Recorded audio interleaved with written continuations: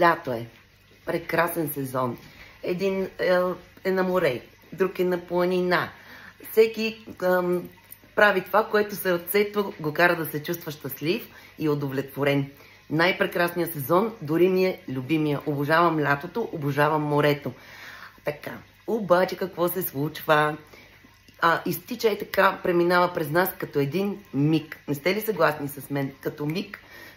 И това, което правиме, че обикновено забравяме за собственото си здраве или иначе казано, много бързо идва периода, в който захладнява, в който идва променливото време, дъжд, влага. И какво трябва да имаме в този момент? Силна имунна система. Защо? Защото започват да се появяват вирусите. Вируси, свързани с респираторни проблеми. Между другото, вече и през зимата, всъщност и през есента, има вируси, които всъщност засягат храносмилателната система или стомашно-черевния тракт. Според мен вече даже за вирусите няма реално погледнато сезони. Това, което исках да кажа е, че най-хубаво би било сега, точно през лятото, да се подкрепим нашата имунна система, защото като дойде есента, вместо да се чувстваме огнетени, без енергия, със слаба имунна система и да се налага да пиеме медикаменти и най-лошото антибиотици, е по-добре още от сега ние да подкрепим през летния сезон имунитета си, за да бъдем готови за есенно-зимния период.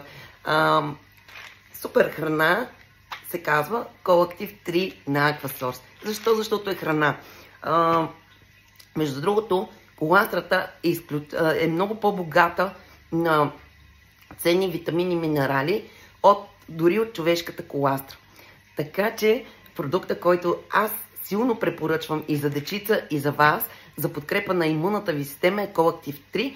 Не случайно казвам Coactiv 3, защото има добавен пробиотик и допълнително лактоферин, който е естествен природен антибиотик, освен други всички функции полезни за нашето здраве, защото коластрата не е само за имунитет, тя изгражда и нашето костно-ставно здраве и сърдечно-съдовата ни система изключително благотворно се повлияват и нервната система също изключително благотворно. Така че грижете се за себе си още от сега, започнете да подкрепяте своя организъм, за да бъдете устойчиви през есенно-зимния период. Ако ви харесва съдържанието, което публикуваме с Илия в нашата страница, можете да го споделяте.